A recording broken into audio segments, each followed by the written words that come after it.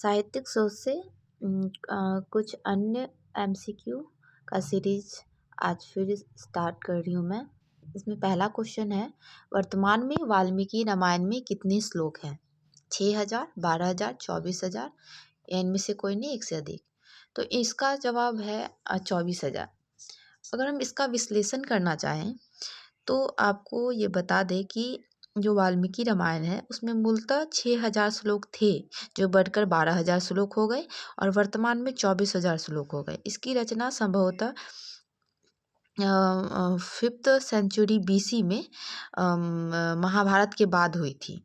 और राजाओं के द्वारा कराए जाने वाले अनुष्ठान और 3 उच्च वर्णों के धनाढ्य पुरुष द्वारा किए जाने वाले अनुष्ठान या सार्वजनिक यज्ञ के विधि विधान श्रौत सूत्रों में भी दिए गए हैं। तो अगर क्वेश्चन ऐसा रहे कि शुरुआत में ये वाला जो था 6,000, ये क्या थी? शुरुआत में थी। शुरुआत के बाद फिर ये बढ़कर हो गई 12,000। ये बढ़कर कितनी हो गई? बढ़कर हो गई 12,000 और वर्तमान में ये कितनी हो गई? 24,000 हो गई। हम अगले क्वेश्चन पे आते हैं।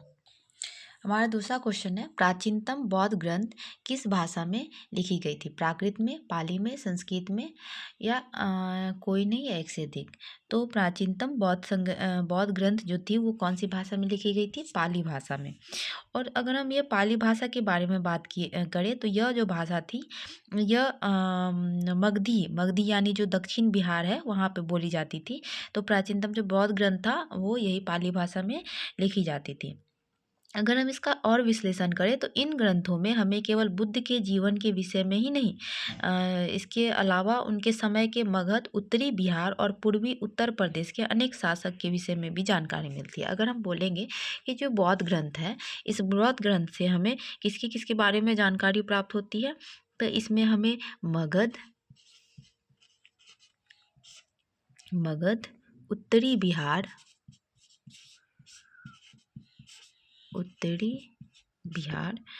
पूर्वी उत्तर प्रदेश, पूर्वी यूपी और इनके अनेक शासकों के बारे में पता चलता है। अगर हम गौतम बुद्ध के बारे में बात करें तो ऐसा माना जाता है कि गौतम के रूप में जन्म लेने से पहले 550 बीसी से अधिक बताया जाता है कि जातक कथा में, मतलब ऐसा बताया जाता है बौद्ध ग्रंथ के बारे में कि जो बुद्ध थे,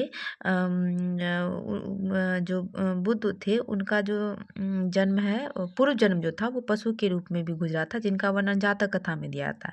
और जातक कथाएं बौद्ध ग्रंथ के सुत्त पिटक के सुदृढ़ निकाय का 10वां भाग है और ये महात्मा बुद्ध के पूर्व जन्म संबंधी कथाएं हैं। अगर पूछा जाएगा कि महात्मा बुद्ध के पूर्व जन्म की कथाएं कहाँ संबंधित दी गई है, तो सुत्त पिटक में दी गई। ये कथाएं बुद्ध के बोधिसत्व अवस्था को दर्शाती है। और वही अगर इसी में जैसे ये बौद्ध ग्रंथ है, अगर यहीं पे पूछा जाता कि जैन ग्रंथ किस भाषा में है, तो जैन ग्रंथ किस भाषा में है? वह है प्राकृत भाषा में। तो 6th सेंचुरी बीसी में गुजरात के वल्लभी नगर में इन्हें अंतिम रूप से संकलित किया गया था। अब हमारा अगला क्वेश्चन है, धर्मशास्त्र क्या है? तो धर्मशास्त्र में धर्मसूत्र, स्मृतियाँ या टीकाएँ हैं या इनमें से कोई नहीं है, एक से अधिक। तो धर्मसूत्र, स्मृतियाँ और टीकाएँ, इन तीनों को मिलाकर धर्मशास्त्र कहा जाता है। अगर बोले तो इन तीनों को मिला के क्या कहता है? धर्मशास्त्र। इसलिए इनका आंसर क्या हो जाएगा? एक से अधिक। तो और धर्मसूत्र का संकलन जो है वो कब हुआ था अगर बताया जाए तो हम कह सकते हैं 500 से 200 बीसी, है ना? इस समय धर्मसूत्र का संकलन किया गया था। कौटिल्य का अर्थशास्त्र कितने खंडों में विभक्त है? 10 में, 20 में, 30 में या इनमें से कोई नहीं। तो इसका जवाब क्या हो जाएगा? इनमें से कोई नहीं। अगर हम इसका विश्लेषण करें तो जो कौटिल्य है कौटिल्य का अर्थशास्त्र अत्यंत महत्वपूर्ण विधि ग्रंथ है। यह 15 विधि खंडों में खंड है। कितने में? 15 में, जो कि ऑप्शन में था नहीं, इसलिए इसका आंसर हो जाएगा कोई नहीं। अगर हम इसे आगे बढ़े, जैसे कालिदास के बारे में अगर हम कुछ बताना चाहें तो कालिदास में भी ने अनेक काव्य और नाटक लिखे हैं, जिनमें उनका जो सबसे प्रसिद्ध अगर हम बताएं, कालिदास का अगर हम सबसे प्रसिद्ध काव्य बताएं तो उनका काव्य सबसे प्रसिद्ध कौन है? अभिज्ञान शकुंतलम। क्या है? अभिज्ञान शकुंतलम। मरुस्थलम, ये जो कालिदास है उसका ये है। और इसके बाद अगर हम कुछ इतिहास के सोर्स के बारे में अगर बताएं तो कुछ प्राचीनतम तमिल ग्रंथ भी थे जो संगम साहित्य के रूप में संकलित किए गए हैं, जिसको राजाओं और संरक्षित विद्या केंद्रों को एकत्र होकर कवियों और भाटों में 3-4 सदियों से इस साहित्य का सृजन किया गया है। ऐसी साहित्यिक सभ्यता को संगम कहते हैं, इसलिए इस समय लिखे गए संपूर्ण साहित्य संगम साहित्य के नाम से प्रसिद्ध है। अगर हम संगम ग्रंथ की बात करें, संगम ग्रंथ, अगर हम संगम ग्रंथ की बात करते हैं तो संगम ग्रंथ वैदिक ग्रंथ थे से विशेषकर ऋग्वेद से भिन्न प्रकार के हैं। अगर इसको बोला जाए तो ये क्या है, ऋग्वेद से भिन्न है। ये धार्मिक ग्रंथ नहीं है। इसके अंतर्गत अनेक कवियों ने मुक्तकों और प्रबंध काव्यों की रचना की, जिनमें बहुत से नायक और नायिकाओं का जो है वो गुणगान किया गया है। संगम साहित्य के प्रमुख ग्रंथ में अगर हम बात करें तो इसमें प्रमुख में क्या क्या आता है, तो तोलकाप्पियम, सिल्लाप्पियम, मणिमेखलय, ये सारे संगम साहित्य के मुख्य ग्रंथ है। संगम ग्रंथ में बहुत से नगरों का उल्लेख मिलता है। अगर हम बात करें तो जैसे कावेरी पट्टनम का समृद्धपूर्ण अस्तित्व पुरातात्विक साक्ष्य से प्रमाणित है। ईसा की अगर हम बात करें तो जो पेनिनसुला एरिया है तमिलनाडु, वहाँ तमिलनाडु के लोगों के सामाजिक, आर्थिक और राजनीतिक जीवन के अध्ययन के लिए संगम साहित्य का एकमात्र प्रमुख स्रोत, यानी संगम ग्रंथ से अगर हम बोले जानकारी जो मिलती है तो ये पेनिनसुला जो एरिया है हमारे इंडिया का, वो पेनिनसुला एरिया में ज़्यादातर अगर हमें जितने भी तमिलनाडु वगैरह के बारे में अगर ग्रंथ के बारे में जानकारी मिलना है तो किससे मिलती है, संगम ग्रंथ से मिलती है। अब हम कुछ चीनी लेखकों का वर्णन करेंगे इसके अगले क्वेश्चन में। मेरा क्वेश्चन है अगला, सीयूकी नामक यात्रा किससे संबंधित है?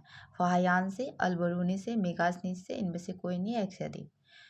तो अगर हम सीयूकी का बात करें तो ये जो सीयूकी थे, जिसे हम पाश्चात्य संसार लेख भी कहते हैं, तो इसका संबंध किससे था? तो इसमें से इनका जवाब कोई नहीं हो जाएगा। क्यों? तो किससे था? तो सीयूकी नामक जो यात्रा था वो किससे संबंधित था? वेनसांग से।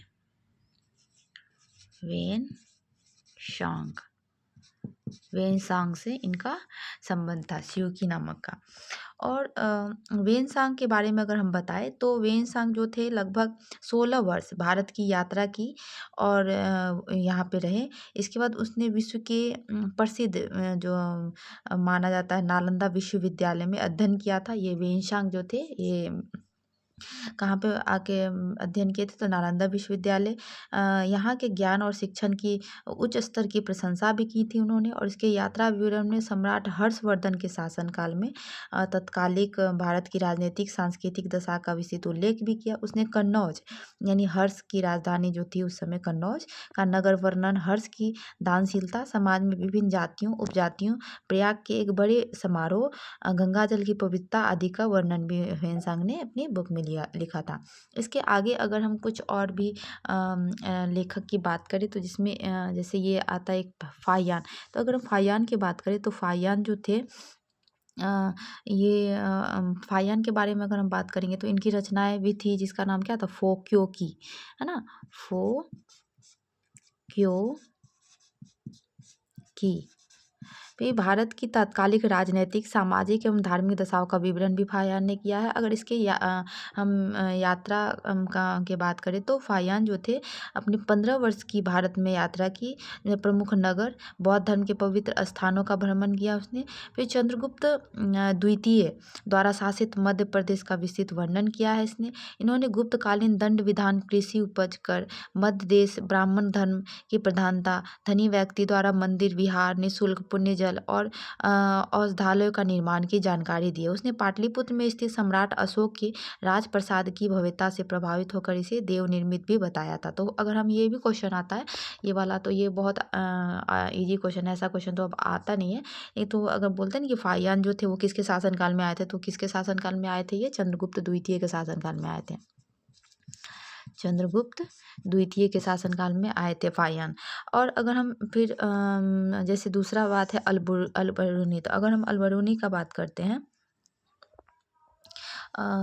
अलबरूनी और एक क्या है, मेगासनीच, तो उसकी बातें हम आगे की वीडियो में करते हैं।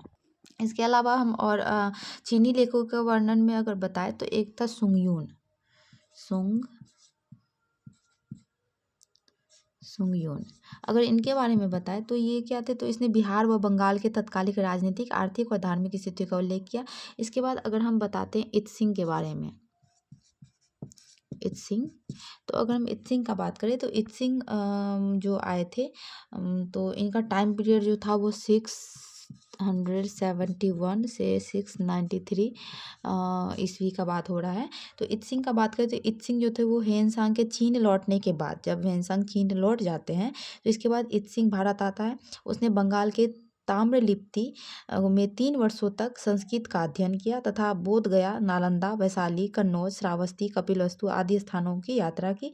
अपने यात्रा वृत्तांत में उसने नालंदा और विक्रमशिला विश्वविद्यालयों की शिक्षा प्रणाली में हर्षकालीन समाज तथा तत्कालीन भारत में प्राचीन बौद्ध धर्म के 4 संप्रदायों का उल्लेख किया। इत सिंह चीन वापस जाते समय अपने समय साथ बुद्ध त्रिपिटकों की 400 प्रतियां को लेके गया था। अगर हम बात करते हैं इसके आगे मातवेन लिन की, मातवेन लिन की अगर हम बात करें तो मातवेन लिन जो थे इसने हर्षवर्धन के पूर्वी भारत पर आक्रमण का अभियान का वर्णन किया है।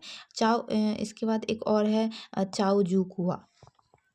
क्या है? चाओ जू कुआ।